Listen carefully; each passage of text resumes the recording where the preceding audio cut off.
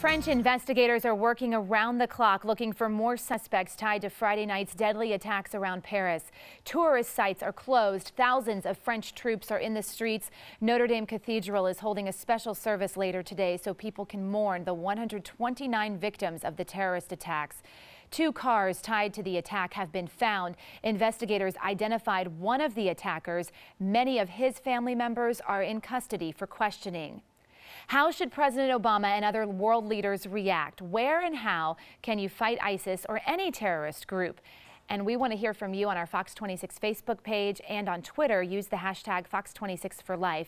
Joining us live in the newsroom is our panel led by our senior legal analyst, Chris Tritico, our news analyst, Mustafa Tamiz, and public policy analyst, Jackie Bally. Good morning again. Good morning. What do you think about this clearly this global threat that this underscores? Well, what it shows is that we have to stay vigilant in our fight against terrorism. The problem I think that we're seeing is that there's so many fronts on a fight like this. It's not like we're fighting the country of Iraq, the country of Iran. We're fighting a movement that is spread out over the entire Middle East and in other parts of the world.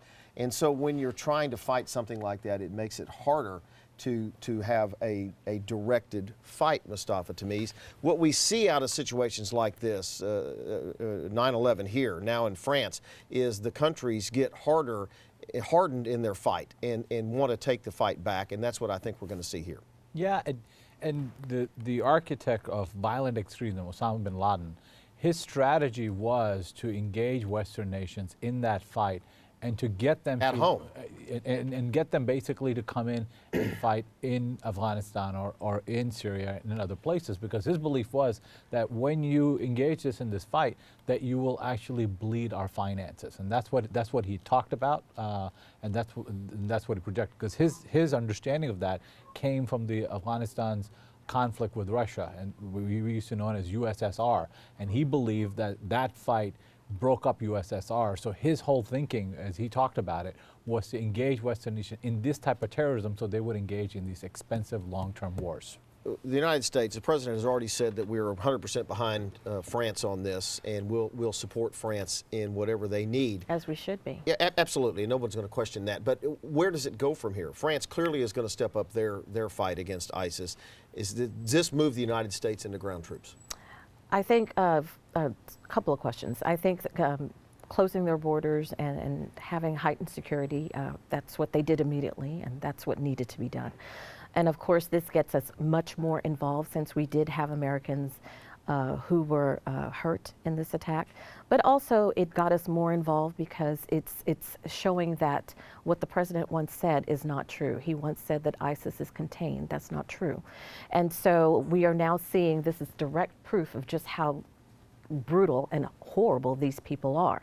I think the president, I'm glad that he spoke as strongly as he did, because in the past when we were talking about ISIS, he has not. I think it's very sad that we had to see something like this to have him take that strong position, but it's better late than never. Does this move ground troops in?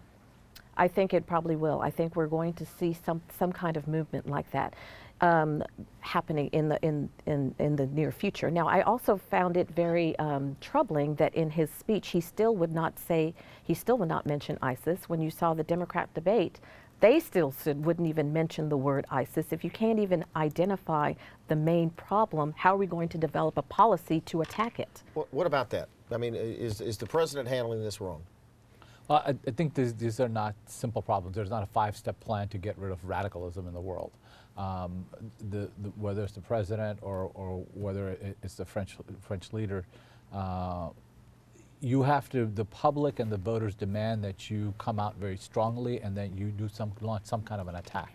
The challenge of our time is, and what's not being talked about, that one of the people that were killed, that was a terrorist, was French-born. He was a French-born Algerian, and he didn't come from Syria. He was born in France. Let me go to Sally. She's monitoring our social media.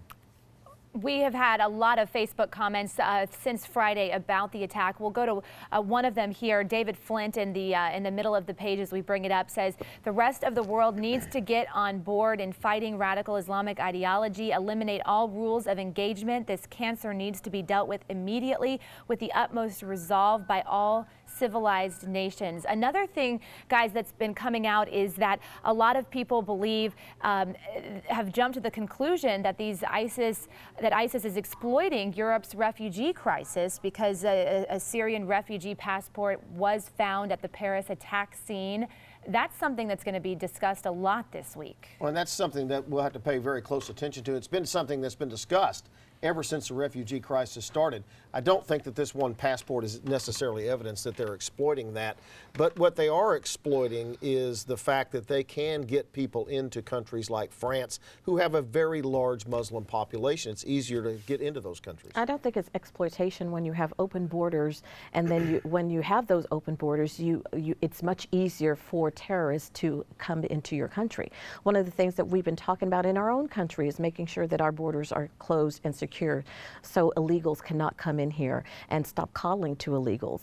The fact that the president has said that he wants to let thousands upon thousands of Syrians come into our country without clearly vetting them, and his own administration has said that we will not be able to clearly vet them, is now very troubling to many. It was troubling before, and it's now even more troubling now. Well, they'd only let 1,500 in before the crisis started, so I don't think it's a fair assumption to say the president hadn't been paying attention. He did not say, the president did not say we're stopping at 1,500. The number that he gave was much higher than 1,500. We're going to have to leave it right there.